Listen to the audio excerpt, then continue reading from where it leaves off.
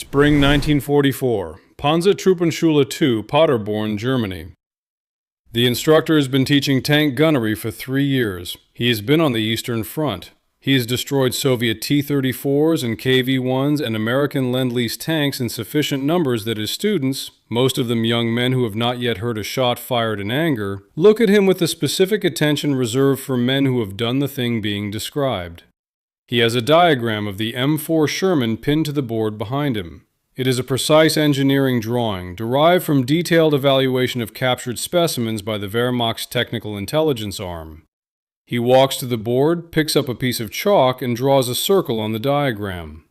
The circle lists the sponson areas, the low armored protrusions on either side of the hull above the tracks. Hier, he says, always here. He explains why. The Sherman carries its main gun ammunition in open racks mounted in the sponsons. When a shell penetrates the hull in this area, the propellant cartridges ignite. When they ignite, the fire is not a small fire contained in one location. It is an event, a detonation sequence, one round cooking off the next, that in documented cases has blown the turret completely off the tank and burned every crew member in under 15 seconds. The British Operational Research Section, evaluating knocked-out Shermans in North Africa, found that 65% burned completely. American studies at the Tank Automotive Center put the figure higher, up to 80% in some engagements. The German Army's evaluation of captured Shermans at Kummersdorf, the Wehrmacht weapons testing facility, confirmed these numbers from the other direction. Analysis of successful penetrations against the M4 showed that targeting the sponson area produced catastrophic fires in approximately 70% of cases. The circle is correct. The doctrine is correct. Every range card issued to German anti-tank units highlights the same areas. Every panzer crew has been briefed with the same targeting recommendation. The technical intelligence is thorough, accurate, and documented. It represents the best German understanding of the M4 Sherman's critical vulnerability. It is also, as the instructor draws his circle in the spring of 1944, a description of a tank that no longer fully exists. The American engineers had moved the ammunition, not dramatically, not visibly, not in any way that altered the Sherman's external appearance or required new tactics or announced itself to observers on the battlefield. The ammunition had simply been relocated from the sponson racks to the hull floor, repositioned below the rotating turret basket in double-walled containers filled with 34.5 gallons of a water glycol solution. The tanks rolling off American production lines since late 1943 carried their ammunition in a location the instructor's diagram did not show, protected by a liquid jacket that transformed the 70% fire scenario into a 10 to 15% scenario. The diagram on the board at Paderborn was accurate, verified, derived from careful technical analysis. It described every Sherman captured through early 1943. It did not describe the Sherman that German tank crews would encounter in the summer of 1944. This is the forensic account of that modification, how it was developed, why it remained invisible to German intelligence for the final year of the war, and what that invisibility accomplished on the battlefield. The problem the modification solved had been visible since the first American armor reached North Africa. February 14, 1943, Kasserine Pass, Tunisia. German armor strikes the American Second Corps, overruns 2 regiments, and drives the 1st Armored Division back across terrain it had taken weeks to capture. Of 300 American tanks engaged over 6 days, 183 are destroyed. The losses themselves are devastating. What the Tank Automotive Center's evaluation of the wrecks revealed was worse. The fires were the killing mechanism. An M4 Sherman carried its main gun ammunition in open racks mounted in the sponson areas, roughly at hip height along the interior sides of the fighting compartment. The arrangement was logical from a loading standpoint. The rounds were accessible to the loader, positioned for fast transfer to the gun. It was catastrophic from a survivability standpoint. A shell penetrating the hull in that area entered a zone surrounded by propellant charges at a moment when the metal was already hot from the penetration event. Propellant is not explosive in the detonation sense, it burns. But propellant burning in an enclosed tank compartment at the temperature and rate that impact and hot shrapnel produce is, from the crew's perspective, indistinguishable from explosion. One round ignites the next. The fire propagates faster than any human reaction can address it. In documented cases from North Africa, the elapsed time from penetration to total compartment fire was under 10 seconds. The crew's experience in those seconds needs to be stated plainly, because it is the reason the engineers worked on this problem with the urgency that produced the solution in 5 months. A Sherman hit in the sponson area did not give the crew time to process what was happening. The driver might be reaching for hatch when the propellant lit. The loader was standing beside the ammunition storage, adjacent to the ignition point. The gunner's position, above and slightly forward of the loader, was directly in the path of the fire's upward propagation. The commander, in his cupola above the turret, was the crew member with the most favorable position, and even he had seconds, not minutes. Many Sherman crews who died in North Africa were found still at their stations. They had not had time to reach the hatches. The British Operational Research Section assigned investigators to study knocked-out Shermans in North Africa with the specific question of what had killed each tank. Their findings, circulated to Allied tank commands and eventually reaching the American Ordnance Department, were statistically unambiguous. Among Shermans that had received penetrating hits, approximately 65% had burned completely. Among those, the overwhelming majority showed fire origin at the sponson ammunition storage areas. American investigators at Aberdeen Proving Ground ran controlled tests using captured German 75mm and 88mm guns against Sherman hulls. In the unmodified configuration, ammunition bins took hits in 73% of cases. Those hits produced fires in almost all cases where the propellant was exposed. German tank crews knew this. They had been informed of it by their intelligence services and confirmed it through direct experience. The sponson targeting doctrine was, by early 1943, standard practice embedded in German gunnery training from the Panzertruppenschulen through the replacement depots on the Eastern Front. The Ordnance Department knew it too. The question was what to do about it. By the summer of 1943, the American Army had given the problem a specific organizational home. The Tank Automotive Center in Detroit, under the direction of General Gladion Barnes, the same ordnance officer who had recognized the bazooka's potential at Aberdeen 1 year earlier, was tasked with developing modifications that addressed the Sherman's fire vulnerability without requiring a complete redesign of the vehicle. The tank was being produced at rates that made a fundamental redesign strategically unacceptable. What was needed was a specific surgical fix to a specific documented problem, implementable in the existing production lines with minimum disruption. This was a harder engineering problem than it sounds. The sponson location of the ammunition was not accidental. It was the product of considerable design effort aimed at loader accessibility and ammunition capacity. Moving the rounds meant finding a place to put them that preserved those functional attributes while eliminating the vulnerability. The interior of a Sherman fighting compartment is not a spacious environment. Every cubic foot has a designated function. Redesigning the ammunition storage required redesigning the relationship between the ammunition, the turret basket, the crew positions, and the floor structure. Simultaneously, while the factory was producing the current design at 1,000 tanks per week. The obvious solution was to move the ammunition out of the sponsons. The problem was that moving it somewhere else required building a somewhere else that didn't introduce new vulnerabilities. The rounds had to be accessible to the loader under combat conditions. They had to be in a location that didn't compromise the turret's rotation, the crew's ability to operate the driving and fighting controls, or the tank's structural integrity. And the modification had to be producible in the existing assembly lines without stopping production. Because stopping production in 1943, when American factories were building Shermans faster than any previous nation had built any tank, was not an option anyone wanted to propose.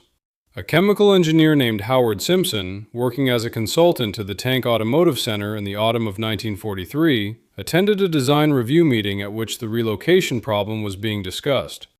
The engineers had identified the hull floor as the most promising location for a redesigned ammunition storage system. Below the turret basket, outside the area most likely to receive penetrating hits from typical engagement geometries, accessible through a modified turret basket design. The problem was not the location. The problem was that rounds stored in any location would still burn if hit by hot fragments from a penetrating shell. Relocating the ammunition reduced the probability of a direct hit on the storage area. It did not eliminate the fire risk from secondary fragment damage. Simpson proposed surrounding the ammunition containers with liquid. The initial reaction in the room was not encouraging. Water filling the fighting compartment created obvious problems: weight, corrosion, electrical hazards, freezing in winter conditions. But Simpson was not proposing to fill the compartment. He was proposing double-walled ammunition containers, precisely manufactured steel boxes with an inner compartment holding the rounds and an outer shell enclosing a liquid jacket. The gap between the inner and outer walls, approximately 1.5 inches, would contain enough liquid to absorb the energy of penetrating fragments and drench any exposed propellant before it could reach ignition temperature. The concept was simple. The engineering was not. Pure water, tested in October 1943, worked in the laboratory and failed in the field. It froze in northern European winter temperatures. It corroded the brass cartridge cases of the ammunition it was protecting. It developed bacterial growth in stagnant conditions that degraded the containers over time. Adding ethylene glycol solved the freezing problem and introduced accelerated corrosion. A specialized solution, eventually designated AmmuDamp, combined ethyl sodium potassium phosphate with rust inhibitors and biocides.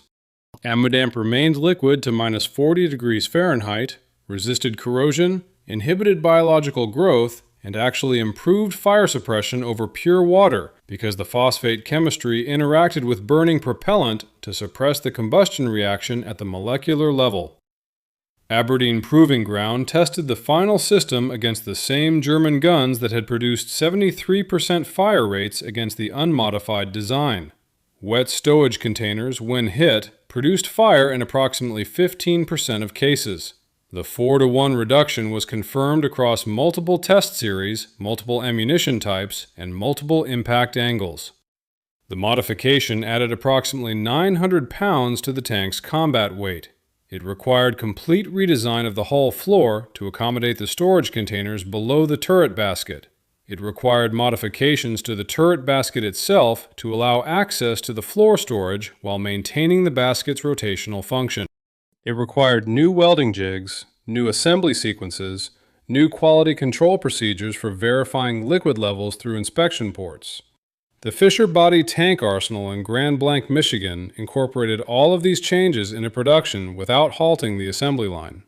The transition from unmodified to wet stowage production occurred across the first months of 1944, with modified Shermans entering the production count progressively as each component of the redesign was validated and the tooling was updated. The production challenge was more complex than any single engineering drawing could capture. Changing the ammunition storage location required changing the floor structure to support the new bins, which required changing the hull stamping dies. Changing the turret basket to allow access to floor storage required changing the turret basket rotation mechanism, which required changing the hydraulic connections and electrical conduits that ran through the basket structure. Changing the conduit routing required relocating crew controls, which required changes to the ergonomic layout of every crew position. Each change in the chain introduced potential interference with adjacent systems, each of which had to be identified and resolved before the modified configuration could be certified for production. Fisher Body completed this transition while continuing to produce Shermans at a rate that, by early 1944, was contributing several hundred vehicles per month to American armored strength. The transition did not appear as a production gap in the monthly statistics. The modified vehicles and the unmodified vehicles came off the same line during the transition period, indistinguishable from outside. Press Steel Car Company in Pennsylvania achieved the same transition for the 76mm gun variant, the M4A3 76W, which combined the new ammunition storage with the more powerful 76mm main gun that had been in development since 1943. This variant, which produced approximately 4,500 units through April 1945, represented the most capable standard Sherman model of the war. improved firepower combined with a fire suppression modification in a vehicle that retained the mechanical reliability and logistical standardization that made the Sherman family the backbone of American armored operations. By June 1944, when American forces landed at Normandy, the wet stowage modification was standard in all new Sherman production. The unmodified vehicles that remained in service were being replaced through attrition and planned rotation as modified variants arrived from the factories. The transformation of the American tank inventory had occurred in the 12 months between Kasserine Pass and D-Day, in factories whose output German intelligence was monitoring, but whose internal design changes were not visible from outside. The first M4A3 75 W tanks entered Army inventory in the spring of 1944. By the time Operation Overlord launched on June 6th, the American factories had been producing wet stowage Shermans for months. The modified tanks would not see their first significant combat until the breakout at St. Lo in late July. The Kummersdorf technical evaluation of captured Shermans was completed and distributed as doctrine to all German tank units in the winter of 1943-44. It was based entirely on vehicles captured before February 1943. The intelligence blind spot that resulted was not a failure of German analytical capability. It was a failure of timing, but timing of a specific and, in retrospect, almost perfect kind. Germany's comprehensive evaluation of the Sherman had been conducted using captured specimens from the 1st Armored Division's vehicles taken at Kasserine Pass in February 1943. The evaluation had been thorough, competent, and accurate. Every major American armored formation had received intelligence bulletins based on this work by mid-1943. The bulletins contained detailed drawings of the sponson ammunition placement, recommendations for targeting the highlighted zones, estimated fire probability statistics, and gunnery school curriculum derived from the findings. The work was, by any professional standard, excellent technical intelligence. It was completed at the moment when the modification it described was being designed. By the time the Kummersdorf reports were circulating through German armor training establishments, the Tank Automotive Center was testing the first water-jacketed ammunition containers in Maryland. By the time the targeting doctrine derived from those reports was embedded in every Panzer crew's training, Fisher Body was retooling its assembly lines in Grand Blanc. By the time the German gunnery school instructor in Paderborn was drawing his red circle on the diagram, the circle enclosed empty steel in the latest production variants. There is a specific category of intelligence failure that is harder to recover from than ordinary misinformation. The category where the error is not that the information is false, but that it was true at the time it was gathered and has since ceased to be true. A false report can be identified by cross-referencing against other sources. A report that was accurate and has subsequently become inaccurate passes every test for reliability because it was reliable. The underlying change is, by definition, something the intelligence organization does not yet know about. The German intelligence organization responsible for assessing Western Allied capabilities in 1944 was Fremde Heere West, Foreign Armies West, operating under the OKH intelligence branch. By the summer of 1944, FHW was operating under severe constraints. Its chief, Oberstleutnant Alexis von Röhne, had been systematically manipulated into providing Hitler with inflated estimates of Allied strength during the Normandy deception operation, estimates that had contributed to keeping German reserves away from the beaches in June. His analytical team had been reduced through wartime attrition and reassignment. The few remaining technical intelligence specialists were focused on tracking Allied order of battle, unit designations, troop movements, strategic intentions, rather than conducting detailed equipment evaluations. Equipment analysis had been a peacetime and early war luxury. By 1944, it was a resource the organization could not afford. The practical consequence was that FHW's weekly intelligence summaries for the summer and autumn of 1944, preserved in the captured German records of the National Archives, contain no reference to modified Sherman variants. They contain order of battle assessments, tactical observations, occasional notes on new weapons, the M1 carbine's prevalence, the increasing use of half-tracks, but nothing about fire probability changes in the standard American medium tank. The Kummersdorf assessment remained the reference document because no mechanism existed to update it. After-action reports from frontline units noting unusual Sherman survivability were reviewed by staff officers who had the Kummersdorf document on their desks. The reports were inconsistent with that document. The document was authoritative. The reports were filed. The modifications in Invisibility made this worse. If the wet stowage Shermans had looked different, if they had carried any external marking, if they had operated differently in any observable way, if they had been deployed in identifiable units that signals intelligence could track, there would have been a pathway for the information to reach the analysts. Captured vehicles in January 1945 during Operation Nordwind near Hatten provided German crews with several intact M4 A3W Shermans to examine. They operated these vehicles for several days. No document in the captured German records indicates that any crew member or maintenance technician who examined those tanks recognized the significance of the liquid-filled ammunition containers in the hull floor. The modification was internal. The containers resembled standard ammunition storage without a specific reason to examine them closely, and by January 1945, the organizational capacity to process and distribute such a finding had effectively ceased to exist. The instruction at Paderborn was delivered in good faith, to students who had every reason to trust it, by an instructor who had every reason to believe it. July 27, 1944, near Saint-Lô, Normandy. Operation Cobra, the American breakout, is 1 week old. A Panther crew from the 2nd SS Panzer Division, Das Reich, identifies an M4A3 Sherman from the 2nd Armored Division at approximately 600 meters. Favorable range, favorable angle. Exactly the engagement geometry that German gunnery training had prepared them for.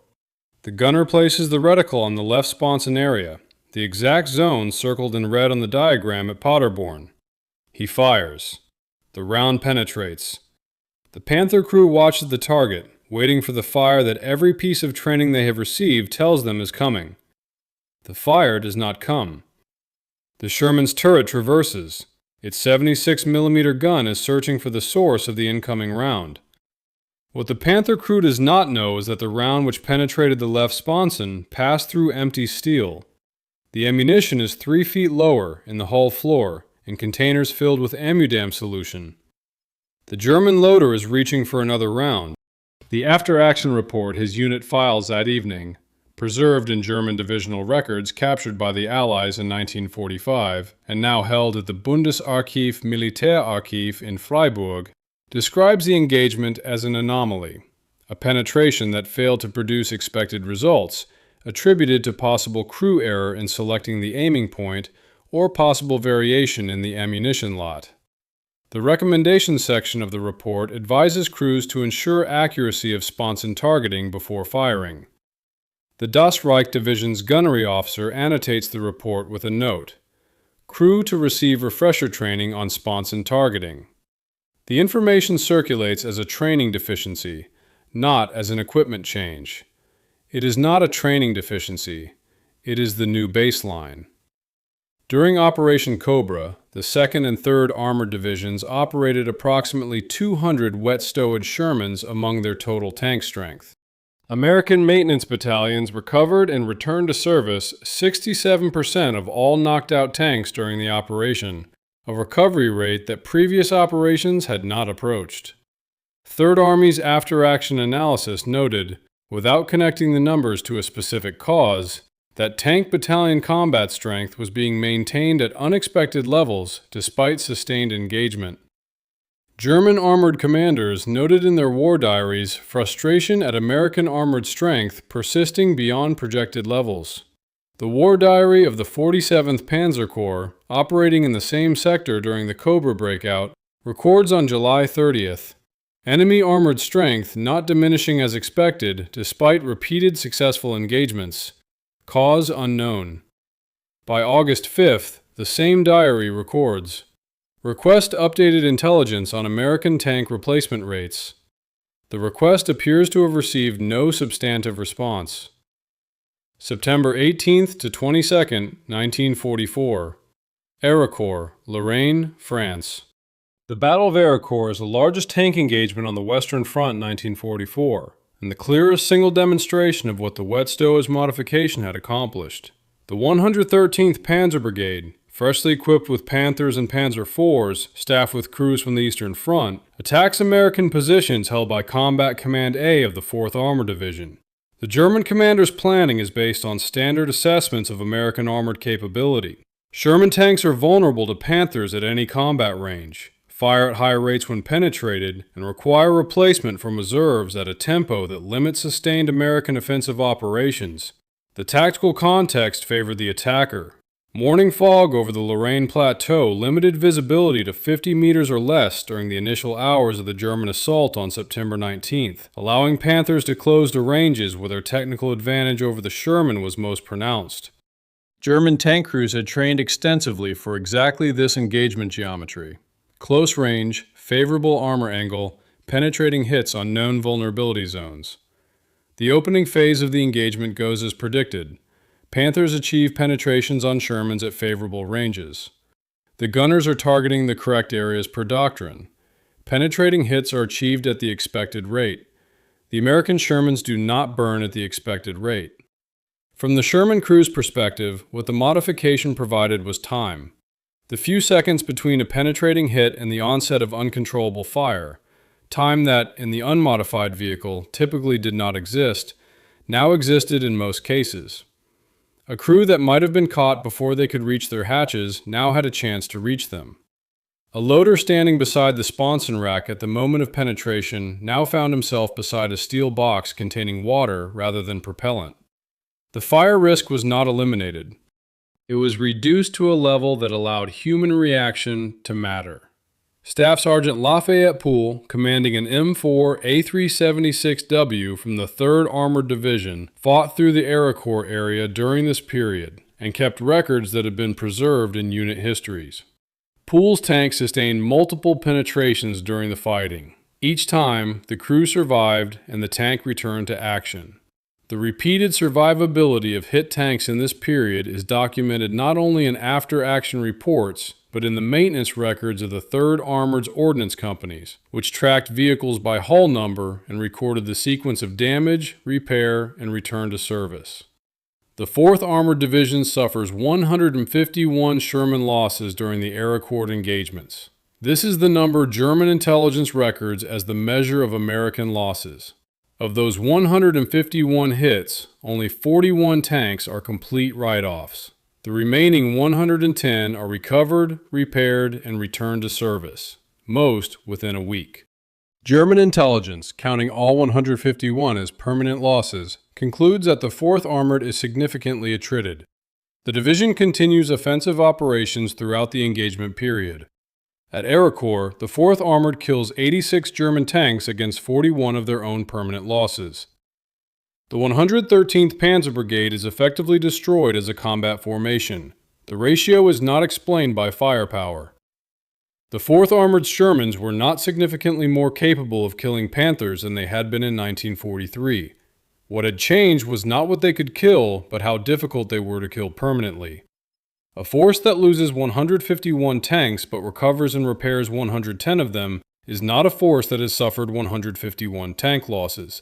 It is a force that has suffered 41 permanent losses and a maintenance burden. The difference between those two numbers is the wet stowage modification, applied across the division's tank strength. General Patton, whose initial skepticism about the 76mm variant had been noted in his previous communications with Army Group Headquarters, reverses his position after Arracourt. 3rd Army's subsequent equipment requests specify wet stowage 76mm variants exclusively. Patton had always understood numbers. The numbers at Arracourt told a clear story. The tank that was being represented as a known commodity had become something different from what the known commodity analysis described. The German commanders who fought at Arracourt understood they had lost. They did not understand why the loss had been so asymmetric.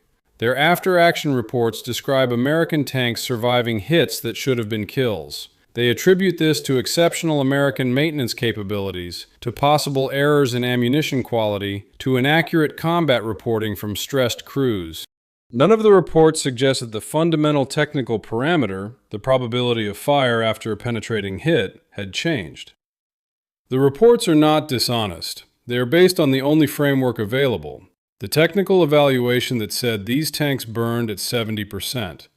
A captured German gunnery training manual from October 1944, produced 6 months after wet stowage Shermans had entered combat, contains the same sponson targeting diagram that the Paderborn instructor was using in the spring.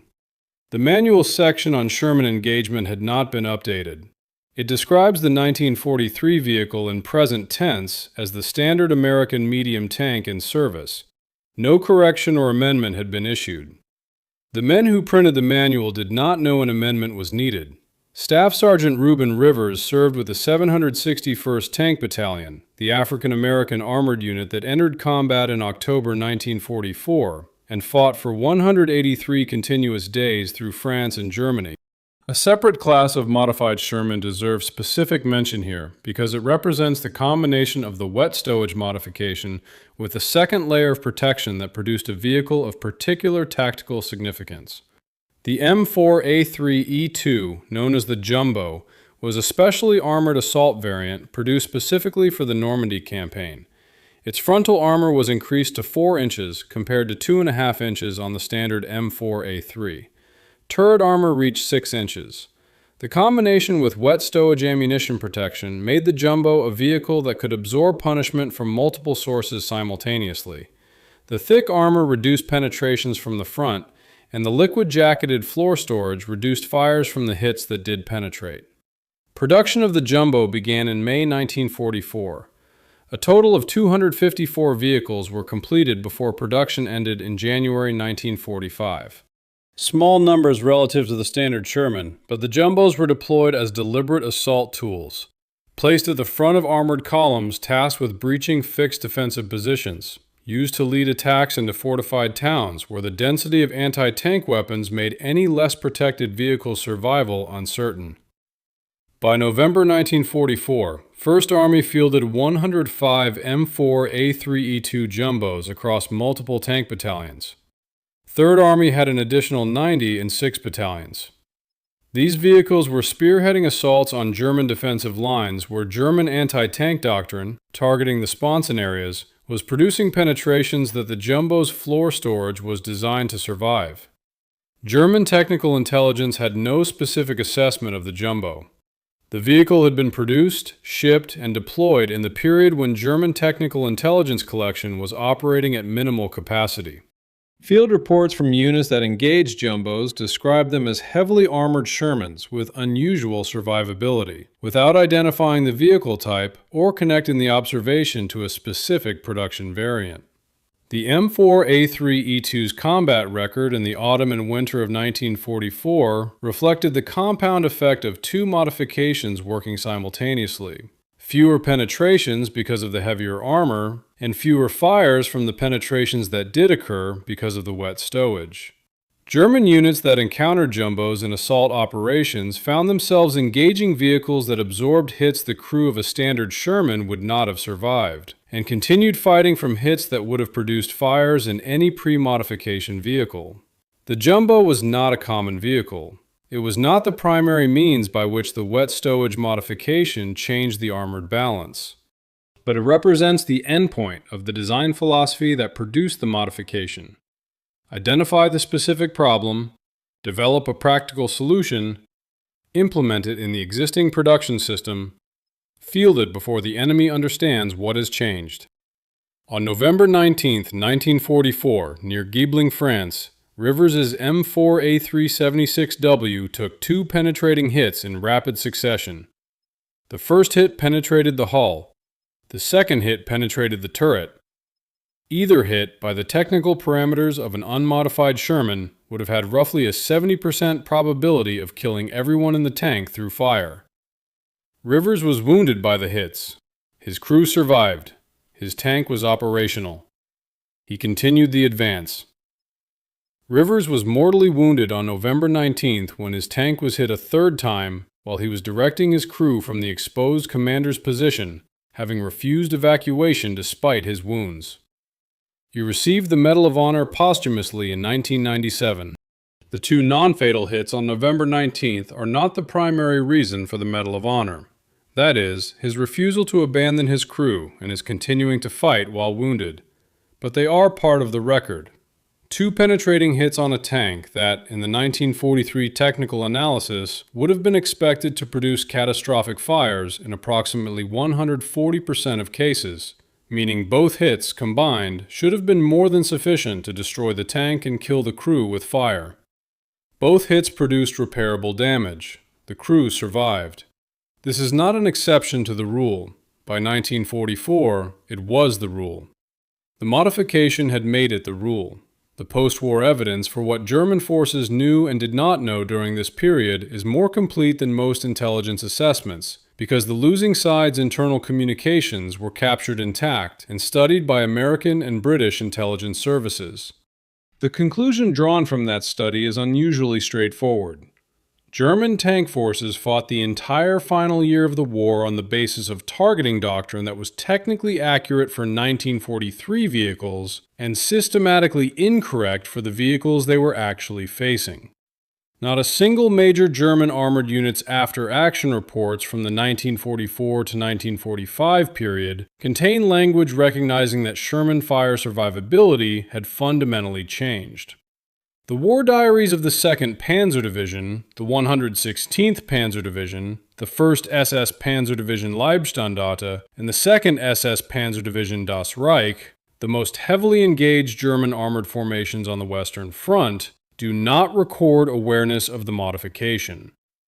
This finding is further confirmed by a specific category of evidence: the memoirs of German tank commanders written after the war. Otto Carius, whose Tigers in the Mud is among the most detailed and technically precise accounts of tank combat written by any German veteran, describes multiple engagements against Shermans. He documents gun performance, armor penetration, crew behavior, tactical choices. He does not document unusual Sherman fire resistance. Michael Whitman's accounts, compiled from unit records and post-war interviews, do not mention the pattern. Ernst Barkman's memoir of his engagement at the SS Panzer Division does not note it. These men were attentive observers. They recorded what they saw. What they saw, apparently, did not include the pattern of reduced Sherman fires in sufficient consistency that it registered as a modification rather than random variation. The modification was, in their observation, invisible, because the change was internal, because the external appearance of the tank was unchanged, and because the tactical context of armor engagements rarely provided the sustained, systematic observation that would have been needed to identify a change in aggregate fire probability. The Kummersdorf technical evaluation remained the authoritative German assessment of the Sherman through the end of the war. December 16, 1944. The Ardennes offensive begins. German operational planning for Operation Wacht am Rhein, the Ardennes counteroffensive, estimated American armored strength at levels derived from tank loss modeling that used pre-wet stowage fire probability figures. The planning model assumed that engaged American armored units would suffer permanent tank losses at rates consistent with 1943 North Africa experience, approximately 60 to 80% of penetrated vehicles becoming total losses through fire. The actual figure for the modified Shermans that comprised the majority of American armored strength by December 1944 was approximately 10 to 15%. This discrepancy, between 60 to 80% assumed and 10 to 15% actual, means that German planning for the offensive was modeling approximately 4 to 6 times more American permanent tank losses than the battlefield would actually produce for any given level of German fire.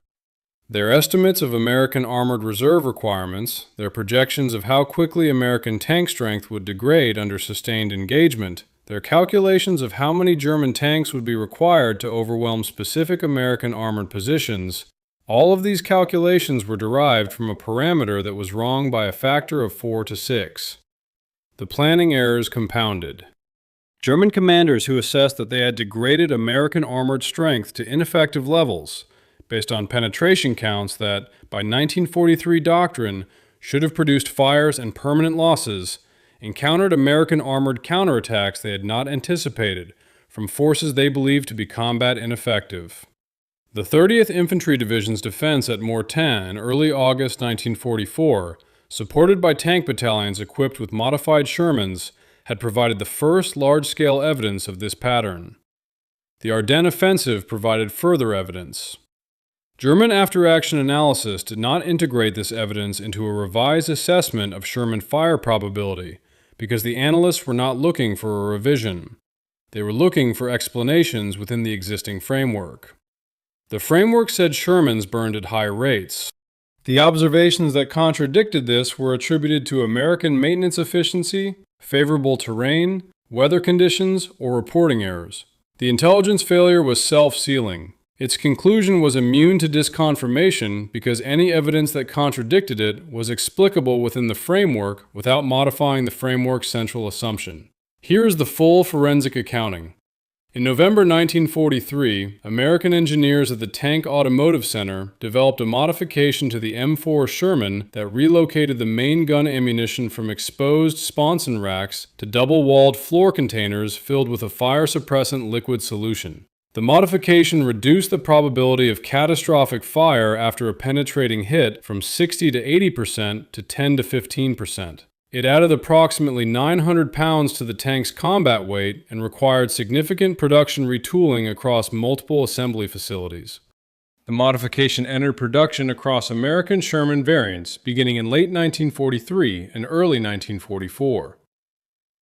By the time modified Shermans entered combat during Operation Cobra in July 1944, the German Wehrmacht's technical evaluation of the Sherman, derived from Kasserine Pass vehicles captured in February 1943, had been incorporated into gunnery training doctrine, anti-tank unit range cards, and operational planning assumptions at every level of the German Armor Command structure. The modified Shermans entered combat against targeting doctrine developed for their unmodified predecessors. The doctrine directed German gunners to aim for the sponson areas where the ammunition was no longer stored. Penetrations in those areas produced the damaged but survivable results that German crews attributed to anomalies rather than a systematic change. American tank battalions maintained combat effectiveness at rates German planning had not projected. German operational plans, based on expected American armored attrition, encountered American armored strength that did not attrite at expected rates. The planning asymmetry contributed directly to the failure of German offensive operations in the final year of the war. The modification itself is not a dramatic story. It is a double-walled steel box filled with a chemical solution installed below the turret basket of a tank that otherwise looked identical to the tank it replaced. It did not change the Sherman's firepower. It did not change its mobility. It did not change its external appearance. It changed what happened when a shell hit it in exactly the place the enemy was trained to aim. The instructor at Paderborn drew his circle on the diagram in the spring of 1944. The circle was accurate. It enclosed a zone that had been the kill zone of the most common Allied tank in the war. In the tanks his students would face starting that summer, the zone the circle enclosed was full of water. The modification never announced itself. It never appeared in any intelligence report that reached the Panzer crews who needed to know about it. It never changed the external silhouette that German gunners used to identify their targets. It was invisible, functionally, operationally, in every way that mattered on the battlefield. And it saved approximately 1,000 tanks and 5,000 crew members in the final year of the war, not by being revolutionary, but by being practical, specific, and implemented before the enemy found out what had changed. The instructor's doctrine was correct. His students targeted the right area. The ammunition was somewhere else.